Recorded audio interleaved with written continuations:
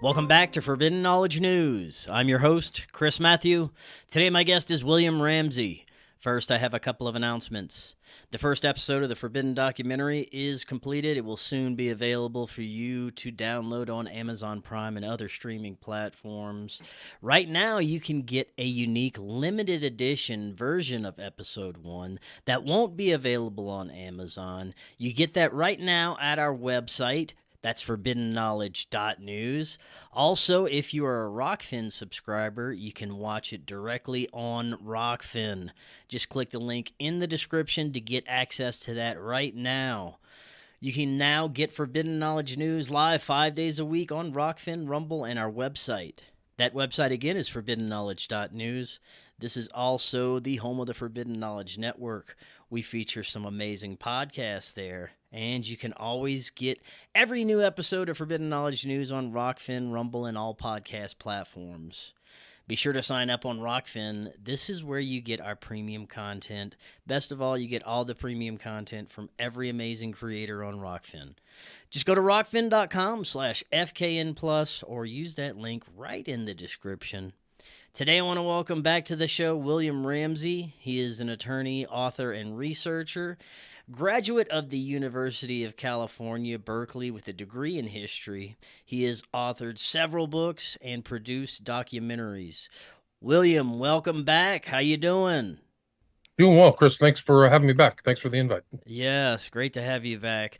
These are always fascinating conversations, and today we're going to discuss the disturbing realms of serial killers, mainly the smiley face killings, and the possibility that some of these crimes throughout our modern history may have either been part of organized cults, or even more disturbing for me, that some of these psychopaths may have been willing or unwilling participants in a much larger black operation. And we're going to be going over some of the more recent cases that you've been looking at and see if we can peel back some of these layers. But before we get to any of this, for those that may not be familiar, tell us a little bit about your work and what led you to look into these cases. Good question. I really kind of became kind of like what your shirt says, question everything. One of those type of people. I was very distrustful of the corporate media. I always thought that they didn't look enough into some of these stories. So I did a lot of my own research. It led to me writing my first book in 2010 about Aleister Crowley. And then I did some work on this West Memphis 3 because there was more to that story. And then I was following up with this story about Children of the Beast, people Crowley influenced. And while I was doing that, I kept seeing these smiley faces pop up and all these people who follow Crowley, like, what are you doing with the smiley face? So it led me to like try to figure out what this symbol meant. It was kind of like, obviously there's a exoteric or meaning of like just a smiley happy face, but why were all these guys having this? Alan Moore and Genesis George. So that led me to kind of this theory that people had bandied about. I thought it was an urban myth of this notion of the smiley face killers, which really was forwarded or put out by two guys, Gannon and Gilbertson, and Duarte was Gannon's police partner. So Gannon and Duarte were in New York City. Gilbertson was, I think, somewhere in Minnesota or Wisconsin. But that was it. So I thought, like, I'm going to look into this. So I started looking into it maybe 2015, 2016. And then I actually followed a couple cases. There was a young man out of Columbus, Ohio, was really the first case that I covered. His name was Joey LaBute. And he disappeared out of a bar in downtown Columbus. And so like people were looking onto it. There were other researchers on Facebook or Twitter. And like, if this guy shows up in the river, this is going to be like this typical phenomenon of young men disappearing out of college bars or something, later to be found in river in places previously searched as well. So that would be kind of how we describe this phenomenon. Young men disappeared without saying anything. So it's not like a standard drowning where like you and I went out to the lake and I had a misadventure and couldn't be found. Mm-hmm. I mean, this is something that happens at night typically. Almost all these cases happen at night. Nothing's during the day. Now, what was the mainstream narrative that first came out whenever the media first started reporting that there were smiley face killers that were leaving this certain signature? Good point. So it has been covered by a number of journalists, and there's this debunking. The FBI put something out, I think, in 2008 that said that they could find no evidence that this was a crime. So there have been other debunkers or people who have downplayed it. And did it first come out in the media was it in the 90s? You can trace maybe the first case is a guy by the name of McNeil in 1997. That was the first kind of public case. There might have been something or things that happened before that, but it's really kind of a fairly recent phenomenon. There have been, like, the mob has dumped bodies in rivers for like 50 years, or lakes and stuff like that. Like they like Hudson Bay is apparently like a huge dumping ground, but those are the most recent cases. I think is kind of, they call McNeil victim zero, but it really has kind of skyrocketed since that 1997 case. He was a young college student who went to Fordham, was McNeil in Manhattan, last seen in Manhattan. Now, when you put that in Google, the first thing that comes up is Keith Hunter Jefferson, Canadian. Jesperson, yeah, a Canadian-American serial killer. What's up with this guy? Well, that guy, that's a distinction between what's termed the smiley face killings, and he was known as the happy face killer because he would write the same kind of smiley face on his letters. But he was a serial killer who killed women. He was a truck driver. Okay. So some people conflate those two together. I would say they're two different sections. I think it's really kind of the victims, like the victimology, the typology of the smiley face killers as men, as opposed to kind of like a guy who just got allegedly busted as the Lisk Gilgo Beach serial killer. His name is Hewerman, right? Supposedly he's allegedly the guy responsible for the serial killing, but women. So these cases seem to be men. But like I said, going back to Joey LaBute was kind of, just to kind of wrap up how I became interested in these cases. Joey LaBute was the first. He was found 19 days later in the Scioto River, very close, previously searched. So why is that? And so then I really kind of, something clicked in my mind. I got to follow these cases. So I followed and really have just watched this whole thing progress. It died down over COVID, over pandemic, but then it really skyrocketed in Chicago and Austin. There's been a lot of cases. And Chicago's had just an incredible spate of cases really since the end of the pandemic, very recently. People talk about serial killers and names, but I keep following and watching these cases. Another researcher who I've made 2 documentaries on the subject, and first one was 2017 and the second was over the pandemic, 2021. But I used a guy by the name of Jim Smith, and you can see him on Twitter at Smiley Face Cult. He's really followed these cases as well. We kind of synced up. He was my research guy for the first documentary, but like, he's seen almost 50 to 100 cases like predicted. This guy's going to be found in a river because they all fit the same pattern. They're out late at night. They start acting strange, out of question. They're usually really healthy. Like, why would they drown? They had a guy just now in Chicago, Seamus Gray, who was like a merchant marine. Like, he worked in water, supposedly like got lost and drowned, which really strains credulity. Like, it's not believable. But that's how, kind of, to answer your first question, that's how I got interested. That's how I've been interested. It hasn't been the focus of all my time, but I just have been keep going with these cases. And then it's like what just happened in Martha's Vineyard. The president, this guy's out swimming and something goes on and the guy supposedly drowns. They found him the next day. Like, if they reported him missing, it's very strange. Like, these are very strange. That might have been a real drowning. I don't know. Yeah. But yeah. There are very odd seeming connections with a lot of this stuff. Now, you mentioned that some of the earliest connections can even go back to the teachings of Crowley and followers of Crowley. Could you explain a little bit about how that connects? Well, Crowley kind of definitely believed in kind of human sacrifice, and there are kind of rituals and things like that involve water, dropping, totems in water and things like that. So maybe this is something like that, some of the deeper things.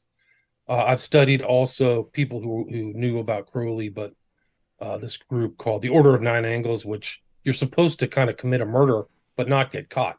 Like, that's actually part of their doctrines, really, is to create chaos and what they would call an Opfer, which is a German word for sacrifice.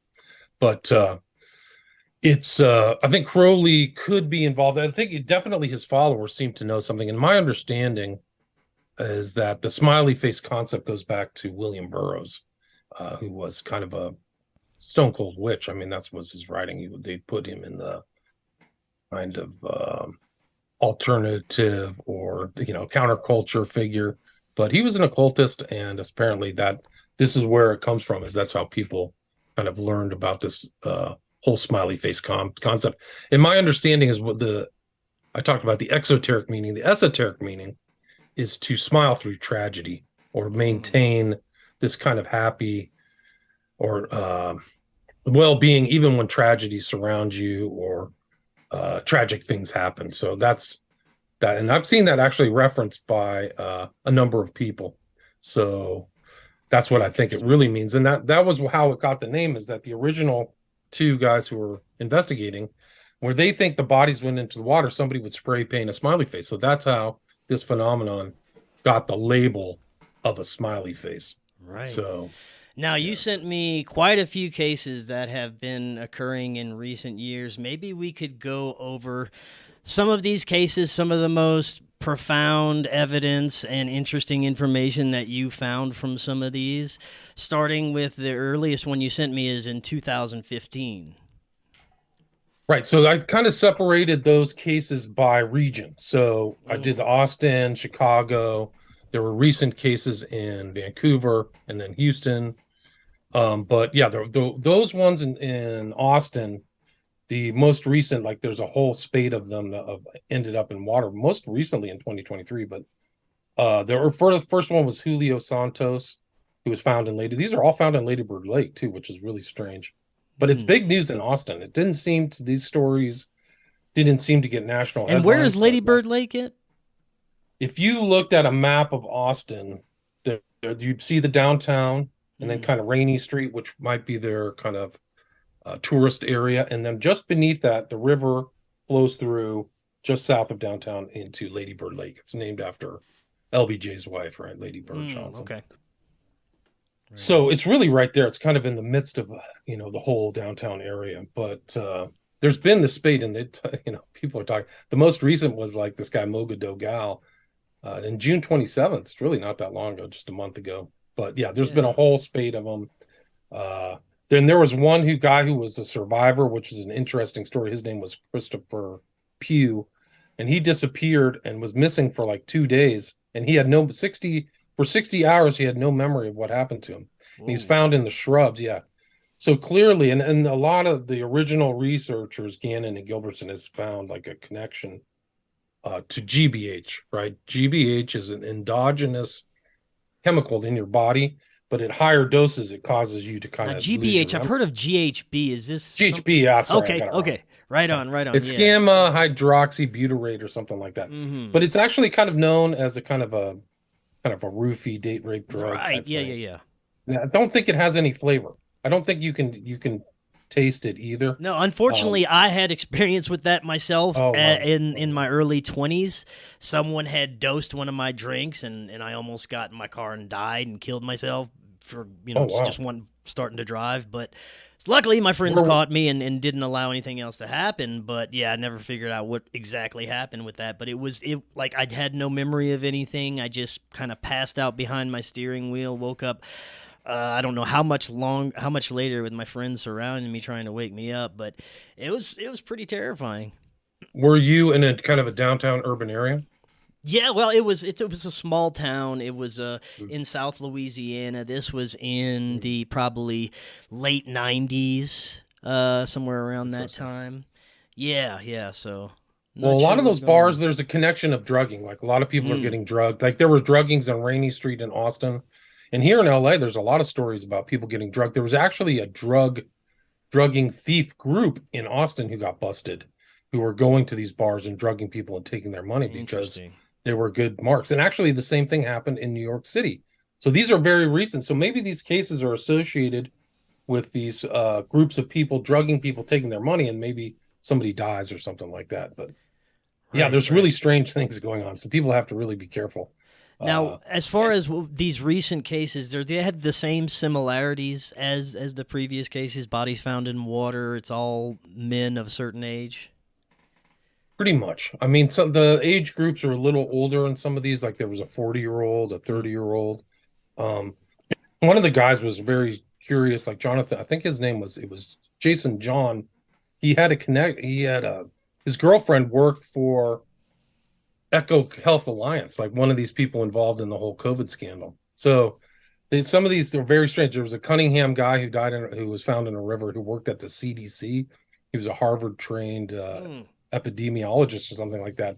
Yeah. Disappeared and then found in river. So strange things have happened, but yeah, the Austin cases have all that similarity. Last seen downtown, partying or drinking with friends, disappeared. Nobody knows where they went, and then found later in water. And that's kind of like the interesting thing that differentiates these cases from a standard drowning, is that like people will see like Joe went swimming and drowned. Like we know he went in the water, but nobody sees these people go in the water. There's no like somebody, oh yeah, I saw him at 2:30. I was out smoking a cigarette and I saw the dude acting strange and jump in the water. Nobody ever sees that. That's what really typifies the SFK phenomenon, is that nobody sees these people go in water. They're just found there. It seems like some of these are just automatically being dismissed as accidental drownings. Yes. Nothing suspicious. Police say or nothing suspicious happened with this case. That's very interesting. Especially with some of the details that you were sharing, like some of these people are trained to be around water, and it's very uncharacteristic of them to just drown. So are there any other cases where it seems like very odd circumstances that the police are just ruling accidental? Yeah, there's tons. Like going back, like these are the ones, the outline that I sent you are just the recent cases, but a lot of these older cases are very strange. There's cases out of Pittsburgh. There's recent cases out of Pittsburgh, but one who I followed is Dakota James. And he was a swimmer. He was like the head of his swim team in high school. Like they found him, like they supposedly said he drowned. He was fit as a fiddle, like a young athletic guy. But what was strange about that case, he was found in the Ohio River 40 days after he disappeared, but his body was almost in perfect shape. There was no sign of decomposition. Wow. So where was Dakota James for 40 days? And that similarity of a lot of these cases is that people are found. There was one of the early cases that Gannon studied out of, was it LaSalle or somewhere in Wisconsin, where the body had been deliberately frozen. So they found it in a state of being thawed out. So somebody was doing really heavy duty, clever stuff. And that's how that one killer in New York City got the name the Iceman, right? That forgot his name, but he was a serial killer, mob hitman. And he would confuse the police by taking his victims and shoving him in like a refrigerator. Does there seem to be a lot of mob crossover with some of this stuff? Some aren't. That's kind of what's strange about it. It's like a lot of these guys are pretty straight. The victims, who I would call victims, are pretty straight-laced. They're educated. They're smart. They're not a lot of the family. One of the giveaways that something happened or misadventure happened is the family members say like, this is totally out of character for this guy. Almost all of them do. Like that's how you can tell, is like, yeah, he only has 2 drinks a night. Like, what are you talking about? This is not a heavy drinker. But there doesn't seem to be a mob element. There seems to be, and this the Gannon and Gilbertson had said this, is that there seems to be some group with a similar interest in this targeted population that's communicating online. And they use symbols and things like that. So Gannon and Gilbertson have said they found like 10 symbols associated with it. So it has that kind of trappings of occultism. And there was a really interesting case that just happened last year. I think it was November 2022. The young man luckily survived, but he went out to go take a leak after a TD Garden game. There's been like 4 cases or 3 cases out of TD Garden in Boston. Boston is definitely a hotspot. But he went out to go to the bathroom and he doesn't remember anything. And he was found in the water face down like 10 minutes later by his friends. Like, where's Joe? I forgot his name. But you can see this interview online. And he doesn't remember. And he was pulled from the water by his friends. And there was a mystery guy there they have a picture of him, but nobody knows why he was there or what he was doing with this like potential victim. So it was just a really interesting case. Yeah, really. So there's all kinds of strange. Go ahead. Well, I'm just saying there's all kinds of high weirdness involved in a lot of these cases. Like there's guys who like this guy Pugh. There's another one in Boston. Just like strange things. Like one of the original cases was a Bobby Hurley guy who came out of TD Garden and was waiting for his girlfriend. He had his phone and literally just disappeared, later to be found in, I think it's the Charles River. Now, as far as survivors, how many documented survivors have you come across, and what information could they have provided as to any evidence? That's a good question. The thing is they can't remember. So like Christopher Pugh, they don't know, he doesn't remember anything because he was drugged. And there's been there's been some reports by another guy I've heard who was found next to a river. Same thing happened in Wisconsin. There was a survivor who something like went wrong. And there was another guy who's found like underneath like a turnstile. He just woke up. He was like drinking in a bar and then came to his senses like far away. And he went to the judge. They took him in. I think they busted him for trespassing. He says, "I'm really sorry. I don't really know what happened to me. I just woke up there. That's when I came to consciousness." So the notion of a survivor, the other thing is that like somebody may be caught for one of these cases and then they don't see it as a serial killing, right? So there was a guy in Michigan, his name was Katunsky, who was on, there's also a correlation between like male dating apps. Like the original guy that I was talking to you about, Joey Labute, was on a male dating app. I don't know if it was Grindr or not. But this guy, Latunsky, was on Grindr, and he found some guy, I can remember his name because it's the same name of the actor Kevin Bacon. And the cops did a great job, actually, and traced him back to this guy Latunsky's house. And Latunsky said, "Yeah, come on in. Yeah, no worries." It was almost like Silence of the Lambs or something like that, because they said, "Can we check downstairs?" And so the cops went downstairs, and the cops found a fake panel with a dungeon, and there was the victim upside down. And Latunsky had eaten his testicles.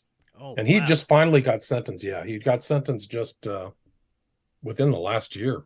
But he might have been involved in all kinds of stuff. He actually worked in Pittsburgh. So some of these guys, like, they don't get caught for the whole shit. Like Huneman, this guy who got busted for the list killings, looks like he was killing people for a long time.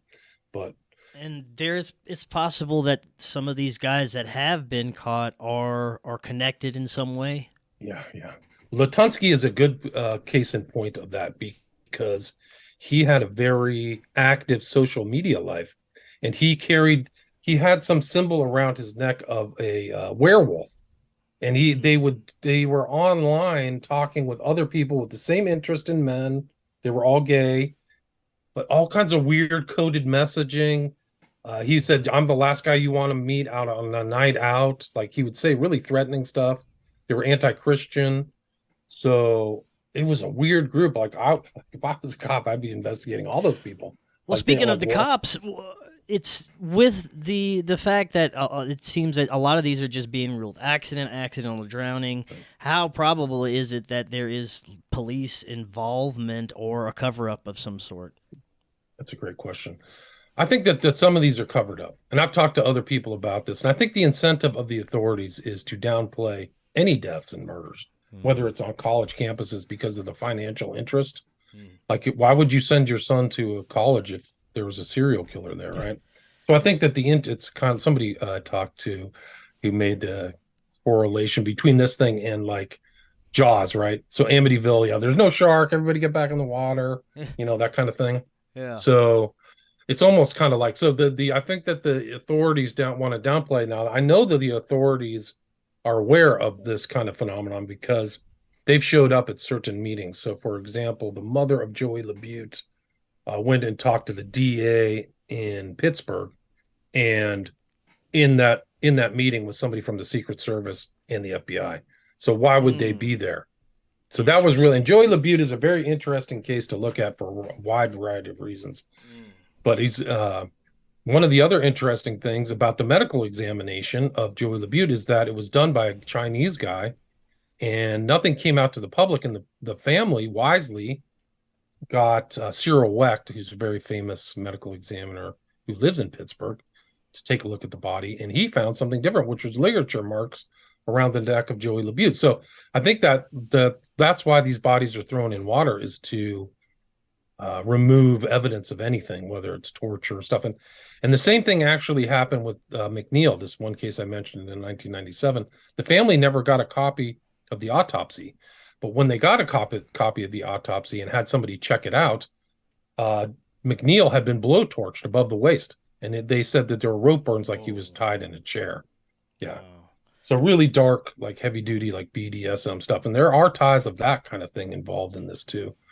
But I think that's kind of what these cases are abductions. They're being held for a time and then murdered. Either there and then dropped in the water. Yeah. So they're pre-drowned or something like that. Which is why if you look at the cover of my first documentary, I mean, it's pretty dark stuff. I don't think it's happening everywhere, but I think that it's a kind of crime and MO that these evildoers have practiced to not get caught. But the cover of my first, just one sec, the cover of my first documentary shows a guy who's all tied up in leather, and it has a tube into his neck like he's being drowned. And it was based upon a video called Broken that was associated with the Nine Inch Nails band and was directed by a very dark actor, a guy who was a member of the Illuminates of Thanateros, Death and Sex, right? So I really covered a lot of that kind of darkest culture. Like, it's the darkest part of a modern culture. I really covered that element within my first documentary, if you want to check it out. No, it's also very interesting that a lot of even the known serial killers that have been caught and that we know about, lots of them have either military ties, have been in the military, family members that are involved with military industrial complex in some way. So those connections send a lot of red flags out. They certainly do. There's a lot. There, you can go through the trace. You can read McGowan's Program to Kill and see how many people are associated with the military industrial. If they have a military industrial complex or military, and if they were in there, some of them literally were like mind control subjects. Like Gary Heidnik was totally schismogenified. Like, he was in there and then he went crazy. Some of these guys go just like they are. Somebody does something to them, drugs or something like the same thing happened with Whitey Bulger. He was like one of the early MK Ultra subjects, and like he had 17. I mean, he was a legit serial killer. He was a mobster, but I think he had 17 kills under his belt. Wow. So, yeah, there's a lot. I mean, that's like a whole part of that book is very important. Is that it shows that some of these guys are in the military. They're being tested on or tinkered with. So. Or possibly even created as some sort of assassin, and maybe the serial killer is a cover for something much deeper going on, possibly. There was a really interesting, I wonder if I can find this, no, it's called, there was a guy called, and it's in Program to Kill. His name was Narut. It was Narut, and he made like something through NATO in 1975, where he did a thesis for his master's, I think it was, talking about how the ONI or one of these government agencies was literally recruiting people and turning them into assassins. And it was totally covered up. Like, you can't even find a reference to that anymore. But that was really just showing that these programs existed within the government to actually create killers and things like that. All through that MK Ultra program that started in 1953 by Dulles. But that was actually, part of some of these programs is to do that. And some of these guys came out of the Phoenix program, right? Phoenix program was this really heavy duty psychological operation in Vietnam. And then they came out and influenced people. So Shawcross was one of these guys who was a killer, I think, in New York, serial killer who went through Phoenix. And then Ramirez, his family member, went through the Phoenix program in Vietnam. So there's definitely ties there between these government kind of operations and these serial killers, no doubt. Now, there's a few other serial killers that I want to take a look at that I know you've looked into. One very recently that I'm not sure if you looked into yet, the Long Island killer that was recently caught, Rex Heuermann. Have you done any research into this case? I have. I've done a lot. I've actually did a show program on my podcast, William Ramsey Investigates, about Oh, him. So I great. looked into him in detail. Yeah. And he's an interesting character. And I probably, there's more victims than what they had him for, like the Mm. original, uh, what is it, criminal complaint or whatever had 3 or 4 victims from Gilgo Beach. But he was telling people in like his associates that there were 10 deaths. So how would he know that there were 10 deaths when they're only attributing 4 to him? Or they have enough evidence to attribute 4 to him. But it was an interesting case. He had this other dark side. His wife didn't know anything about him. She's divorced him, but he had this kind of burner phones that he would use. And they like he was a real monster. He would like take his victims' phones and torment the families. So they could, by using the cell phone signals, they could trace these calls that he supposedly allegedly made to the families to his business office in Manhattan. Now, on So the he other was side of the coin, do you think some of these guys are legitimately acting on their own will and just are complete psychopaths, lone gunmen?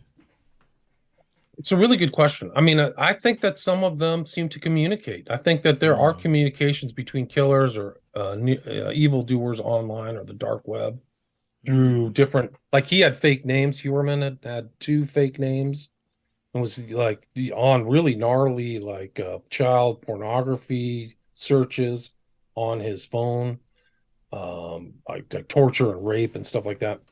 But like, I think that they've done studies on I've studied and had like in my initial kind of inquiry, because it's the males that are the victims. I was looking at the kind of the homosexual angle, so I looked at the homosexual serial killers. I've done shows on Dahmer, Mm. Baumeister, Eiler, who was a Midwestern serial killer, and there was another guy in gay serial killer, Port in who was Port in London, who was drugging guys with GHB. And then there was another guy who had 100 victims in LA. But Jesus. I've talked to these separate authors separately, the people who've kind of talked to them. And they said that there's no way that these guys could have operated individually. So there was another suspect that was never caught with Eiler. And he was suspected to be involved with him. But Eiler was smart. He would go to different jurisdictions to commit his crimes so that they wouldn't, he would assume that they would not communicate with each other. And then there was another one, this one serial killer whose name I can't remember his name, but there was bodies thrown from a car. So what they surmise is there's no way a guy can drive and chuck a 150-pound body out the window at the same time. So it has to be somebody else. So some of these guys are working in groups, and there's been group killers, whether it's the Hillside Strangler here in Los Angeles, where I'm at, where 2 guys were together, Bianchi and Bono. And there's a Chicago Ripper crew. Like, it's a weird thing, but the Chicago Ripper crew, the guy, Gecht, worked for John Wayne Gacy. Like, it's off the charts. So in Gacy, there was victims who survived Gacy who said that Gacy was in the room and somebody turned a light off in another room. So, like, somebody else knew what Gacy was up to. Yeah. Well, now that we're on Gacy, you were telling me some other interesting, lesser known facts about that case before we got started. What else have you found out about Gacy that most people probably wouldn't know about? Well, he was like his target was young men, right? He was attracted to men. So he fit the kind of profile, maybe like a offender who was doing these smiley face killings. But the last 4 victims in Chicago, Gacy lived in Chicago, were dumped in bodies of water, right? So that's how he would dispose of bodies, much like the Atlanta child killings, right? They were all thrown in bodies of water, and probably for a variety of reasons. But the other thing about Gacy is that he was investigated, and there's for actual like other young men who were found in bodies of water outside of Chicago, because he would travel around. And there's actually a really interesting video about a guy who met Gacy in like Kentucky, who Gacy was trying to, like, he thought Gacy was trying to kill him, and he had the cuffs and stuff like that. But he found out later that there was a detective in Chicago who was trying to track down these cases and track down what Gacy was up to. So Gacy was smart too. He was leaving the jurisdiction to find victims. He would go to other states and things like that. So there's probably disappearances and deaths associated with Gacy that aren't in the standard And Gacy corpus did of what have people think military of. ties too, right? I don't know. I don't recall. I don't recall. Okay. I mean, he was a known political activist in Chicago. Like he had parties and he was very social. He dressed up as a clown and stuff like that. But Interesting. yeah, I don't know about his military background.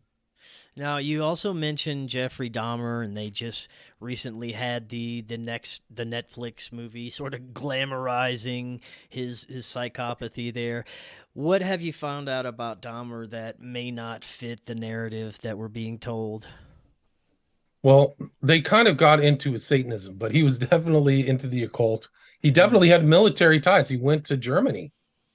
He served for I can't remember how long, but he also was a drugger, right? He was kicked out of certain bathhouses in the Chicago area. Actually, he in the Milwaukee area. That's why he had to go to Chicago.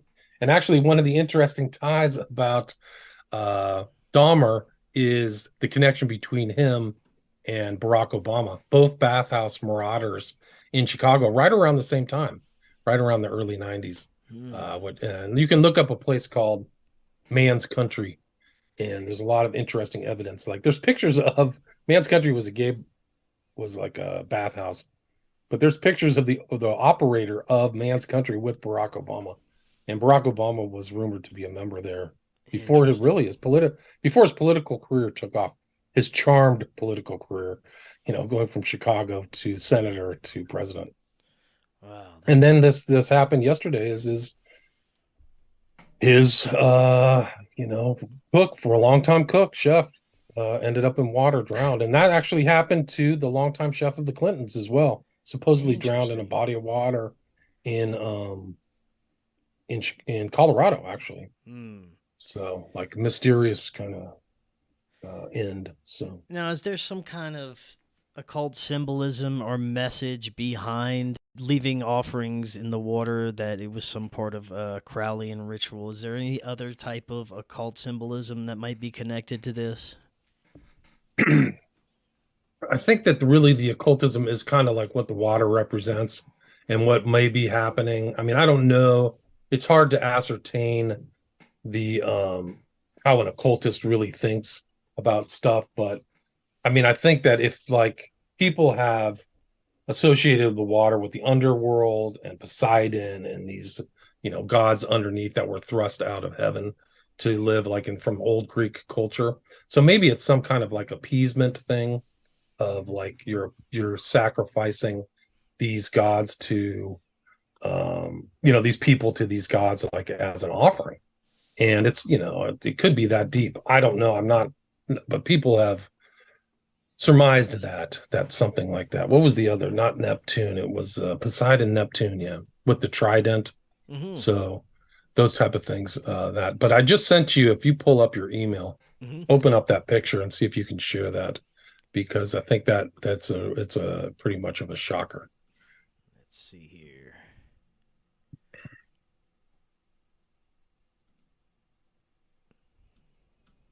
You just sent it?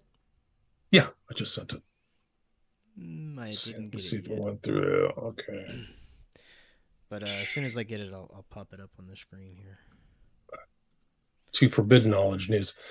Yeah, it's an interesting little assignment. So a lot of these people know this kind of darker stuff. They know what the smiley face represents, and it's associated with a lot of kind of cult activity. It's not just associated with these types of deaths. So very interesting. Yeah, and it's kind of like a countercultural underworld type thing. Like it was associated with rave parties and dance parties and techno back in the UK back in the day. And it's totally suffused in Alan Watts' what is it? What's that cartoon that he had with the comedian? It was The Watchmen. You ever see The Watchmen? Yeah, I have, yeah. Yeah, so the smiley face is really associated with everything. And the character in there, the comedian, it kind of encapsulates this kind of cult meaning of the smiley face, where he can go to Vietnam and kill people and laugh about it and joke about it like it didn't affect him at all. And you said that there's evidence that there may be some sort of organized communication that could be happening online via dark web or back channels. I think people of all, I think if you have very dark inclinations, you can probably find a group for whatever. Well, and Mm. in my first documentary, I did a thing about this. It was called Kink, was a documentary about a kind of subterranean BDSM group in San Francisco that would do these rooms like super graphic, super adult Mm. things where people from all over the world would pay to watch the live video. And it Mm. was legal. But imagine that where it's illegal. Have you ever heard the term of a red room? Yeah, yeah. And so maybe that this might be something like that. Like there's been notions of snuff films back in the day Mm. of being very very paid for or prized. And the whole Dutroux case too is really strange. Like Dutroux said that some of the people that were abducted were pre-selected.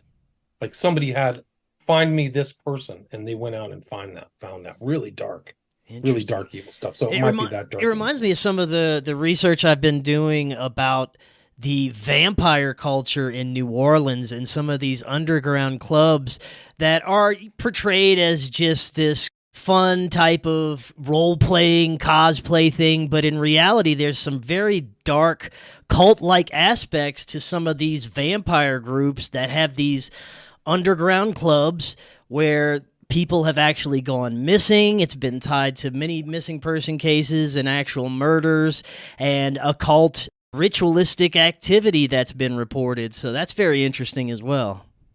Wow. There was like a guy, a role player. You ever hear of the Vampire Killers, the Vampire Clan? They No. were into blood drinking. Yeah, his name was can't remember his name, but they were all in a group and they would drink each other's blood and stuff like that. Yeah, it's Um, similar to what some of the things that are going out on in these underground clubs. And there's yeah, and he took it like the name of he took the name of like a old he thought he was an old vampire, but mm, he was like drinking blood. And it was Visaggio. His name was Roderick Farrell from the Vampire Clan, and they ended up killing something. But they were in Kentucky. But they traveled around, and I think they ended up in, of all places, where they were abducted was where the police got them was New Orleans. mm. I'm not making it up. Yeah, yeah. There's a huge underground, very strange type of occult vampire culture there that could be involved with a lot more nefarious acts than being portrayed from like your TV shows and things like that. So it's very interesting.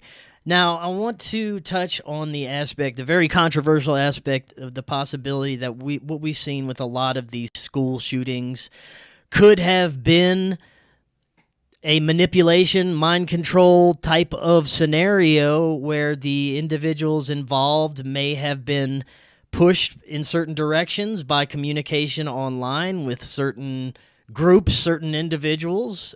This is something that is continuously happening, and there is an obvious agenda behind this. But I want to get your insights into some of those possibilities. I think it's possible. I think the guy who was in Buffalo who it wasn't a school shooting, but he went to Buffalo and shot. He had like an FBI online handler of some sort. So Mm-hmm. he may have been mind zapped. And some of these guys have like dissociative states. That's really the intro to Program to Kill, is how they create dissociation through trauma or anything. So I don't think it's outside of the realm of possibility. If you look, even like the original school shooters, Dylan Klebold and Harris, like they had some weird background. Like they were both raped by somebody in a position of authority, like a cop or something like that. Hmm. They were talking about that, and their parents were involved in the military-industrial complex. At least the father of Harris, I know that for sure. And they were both on SSRIs too. There's a correlation between the SSRIs and these school shooters, where they go into kind of some kind of fugue state, and the fact that the big pharma devils can actually convince people that these are antidepressants is amusing in a way, because they're really not. They put people in a fugue state. They really Mm-hmm. you don't have highs or lows. You get zombified by SSRIs. Yeah. Which I've has talked like with plenty of people who are fluoride. looking at the possibility that what was done in the MK Ultra experiments is being rolled out now with a combination of these psychological operations, pharmaceuticals, even the implementation and normalization of psychedelics in certain ways are all part of implementing what was once an experiment and now rolling out an actual operation from this. I totally agree with you. A lot of people think that MK Ultra was just kind of some mind, you just want to control one person's mind. That was part of it. There were tons of subgroups. It's 149 with subgroups and things that aren't revealed. They destroyed a lot of the records, or kept them, like they told people during the church committee in the 70s. We got rid of it. But the whole idea of MK Ultra was total social control. That's what they wanted. That was it was a way to rule the people. And so I think that these ideas were all implemented all the way up until the present, certainly under COVID. So I think that they knew how to socially engineer people through behavioral psychology and atomize people. Like, don't go outside, don't see your mom, don't do this. Like, that was the hidden agenda underneath the medical industrial complex, was to actually psychologically psychologically drive or keep you outside. And these are all basic fundamentals of mind control going back to the very beginning in the 50s, where they were studying the Manchurian Candidate, right? Because the Americans thought that the communists in North Korea were doing this. That's how the Manchurian Candidate idea got conceptualized. But they knew from the very beginning, there are very simple things you do to control people, which is take them away from social situations. You deaden their ability to see things, so you're inside all day. And then you become more pliable. You become a better test subject, because you're not talking to somebody else to confirm going on, like, hey, this guy's a jerk or whatever. And you're much more pliable. So I think those things that they knew back in the 50s were implemented during COVID. No question. Yeah, and we were entering a new phase based on what I'm perceiving here. The first, of course, the lockdowns in COVID and all the psyops behind our medical mafia and pharmaceuticals and things of that nature. Now there seems to be targeting children in a very nefarious way, and they are focusing on attempting to not only alter physically the genetics of what we are, but there seems like they're slowly chipping away at this and starting with the younger generations, so that the future generations will already be indoctrinated into these horrible, disgusting ideologies that they're trying to implement. Yeah, they're doing it successfully, I think. They're totally evil, like the people who are running the world and puppeteering all of these countries through algorithms and fake voting machines. They're really not voting machines. They're just tricking you to think you're voting. They're installation machines to install whoever the hell they want to. But they're the most sinister stuff that the world has probably ever seen in such a coordinated event. So I think that they're worse than the Nazis, these people who are in power, the WEF and stuff like that. I'm not kidding. Oh, I agree with you 100%. And there's something, while we're on some of the technology being rolled out, there's some belief that what we're seeing with Chat GPT is just the beginning of a rollout of a new type of global or centralized search engine that will be similar to Google, but it will only provide approved propaganda for your computer screen or phone for you to absorb, because doing your own research is going to become something that is frowned upon or possibly even illegal at times. And it also ties into deeming folks who don't follow the narrative blindly as domestic terrorists. So we're entering some dangerous territories here. Absolutely, no question about it. Very dangerous. And that new bill, I forgot, was it the Enact bill? Like you can't have a VPN. You have to sign up to use the internet. Like, it's just more turning the screws on control against freedom and liberty. Like, they don't want you to have cognitive liberty. That's how bad it is. Like, it's beyond dystopia, where you're just a zombie. And going after the kids is just incredible. Like, confusing them, using mind control techniques. The gender affirming care is the annihilation of gender, actually. I mean, imagine imagine being such a monster that you take away a person's ability to procreate. Yes. You are a demon. These people should already have been in jail. Well, that seems like it's the end game is a depopulation eugenics agenda to eventually get humanity to where there's no desire to procreate, to where we are so genetically altered that we probably wouldn't be able to have kids anymore. And this is all being done systematically, targeting children now, but it's been also an ongoing agenda for a while to alter us through our food, water, different types of technology and frequencies, and it just seems to be all coming together right now in a very obvious way. But I'd have hope because people are realizing this. So that's what gives me hope, is because I think they're must be moving way too fast for some reason that it is jolting people awake. Whether it's intentional or not, I don't know. I think that they were confident in their kind of mind control, media control things, but people, once they realize they're being lied to, they can't go back. Like, I can't watch TV anymore. So I think that a lot of people are just fleeing from the Borg element of the hypno programming that they put under. So I think you're right. I think people really are realizing it, but they're poisoning everything. Like, there's graphene oxide in other pills. It's not even just the shots, but you get graphene oxide and other toxins you have no idea. And Bill Gates, like, he's involved, like he's the kingpin behind so much poisoning that's going on out there. It's really kind of beyond, like, there's a distinction between depopulation and eugenics, but I think it's really much more depopulation. Like, they're going after everybody. Do you think that this is a unified effort, that all these groups are in sort of a power pyramid structure, top-down situation, or are there different factions fighting it out for different areas of control over humanity? What do you think about that? I think it's top-down. It's all the Bilderberg types. That's really behind the WEF. Schwab is just a front man between these old line families, King of England, elite families here, Rockefeller Trust, Bill Gates. And it seems like both sides are controlled completely. They want people either on the extreme right or the extreme left. They don't want people coming together and exploring the middle ground, because the extremes is what keeps us hating each other and fighting and not realizing who the real enemy is. No question. It's all by design.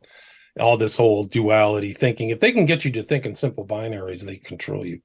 Right, left, liberal, conservative, white, black, whatever, all those things. So you got to really watch out for that kind of think part. I've kind of taken myself even out of the spectrum of right, left, because I have what it would be called left idea. I mean, I guess the Bill of Rights is the Bill of Rights, right or left or conservative or liberal, because for me, it's for everybody.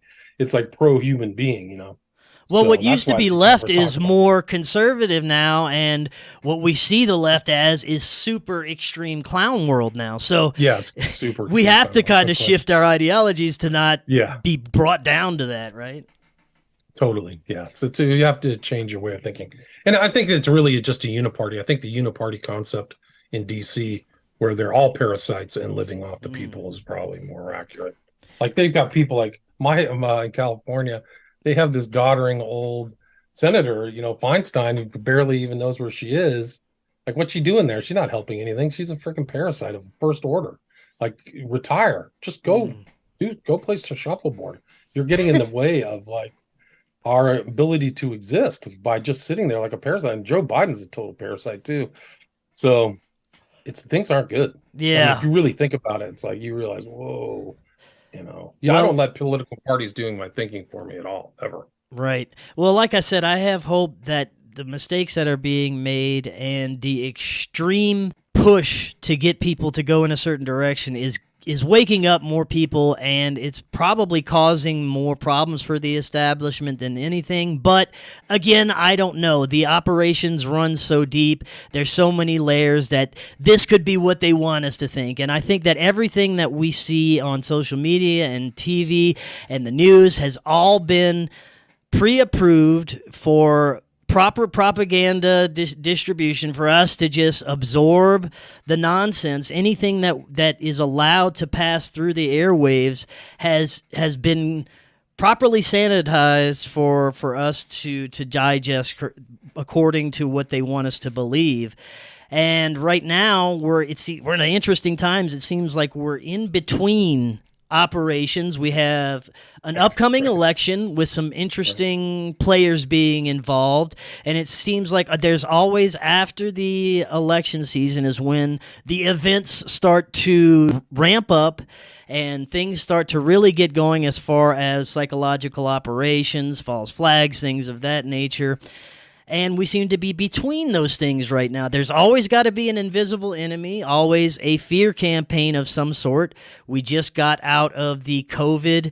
There is a large division campaign going on with, like we were talking about earlier, transhumanism, the targeting of children. But what is next for the global scare tactic? What do you think? Are we in for climate change or a fake alien invasion? Yeah, both. Yeah. You know, they're going to try to unleash that. If people, climate change, one of the things that you got to really be careful is just don't accept their terminology, like vaccine, climate change, trans, because the climate's always been changing in the world. I mean, we don't fly around the sun straight away. It's an ellipse. That's why we have seasons.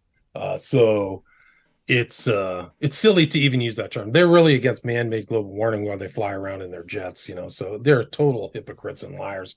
It's all about social control, and it really has been from the beginning of time. Even in all of these other aristocracies, they were always concerned about maintaining power in their family, and keeping the herd terrified of whatever it is, hobgoblins, vampires, the enemy. It's always somebody else. It's Orwell encapsulated it all in 1984. So they're just going to try to scare the living daylights out of people and make them passive and malleable. And I think so. This whole thing on climate, man-made global warming or something like that, it's so stupid. It's so easily discounted. I mean, when Krakatoa blew up, it released so much stuff into the atmosphere, it dwarfed anything human beings have done by 10,000 times. So, like, we have to go on a big campaign to stop volcanoes and stuff like that. Like, it's a joke, and it all goes into cyclical, right? The carbon cycle and all that stuff. It's a total stupid joke. Only suckers fall for that whole climate stuff. But that's why they're all kids, like under 20, to just fall for that blatant propaganda, mind rape. Yeah, I think. So, yeah, and so they have the other thing is, you mentioned the UFO thing. They just had a thing today. The guy on in Congress, right? So this is what, July 26th.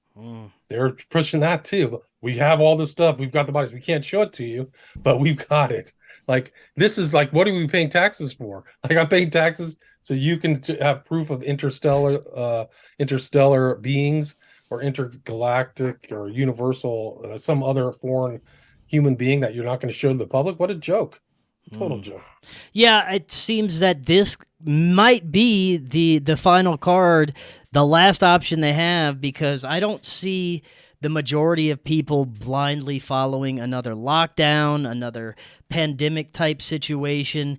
This would have to be something that is a very extreme operation that can fool people that we are actually being invaded by non-human intelligences and that we have to come together. We're in very, very interesting times right now, and I think that the next few years are going to be a indication on whether or not we're going to be in a complete technocratic slave system, or if we could. Do you think it's a chance that we might be able to break out of this? It's going to have to, like, people can just say no and resist. That's really it. I don't want to have a CBDC or something. I don't want to have a digital thing. I don't want anything on my body. So I think a lot of people are moving. People are moving out of the cities. I've heard of that. So some form of resistance away from the fiat currency and all this stuff.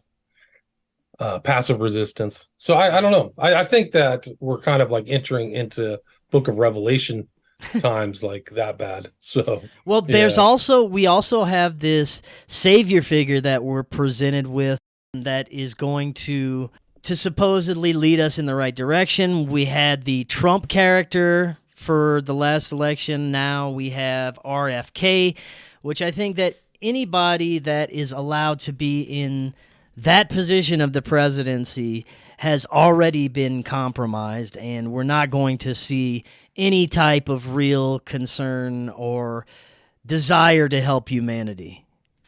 Yeah, no. Trump is just, I mean, what did Albert Pike say? We'll give them the leaders that they want. Yeah. So he's probably Masonic. He's got all kinds of dark connections.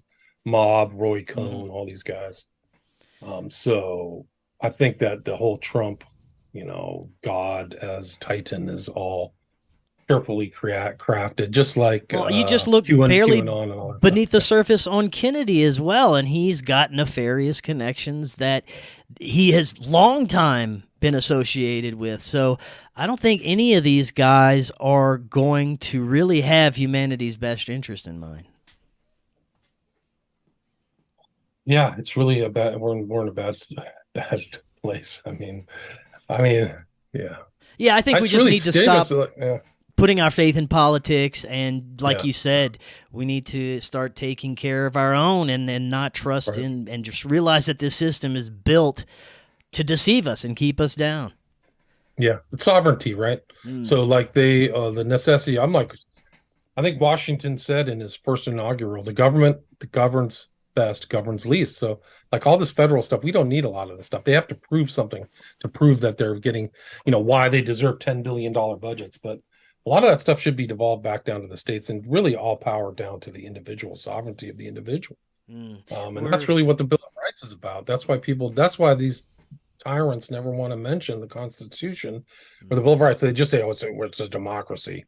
It's really not a democracy. We're a representative republic. You're lying or you're duping yourself.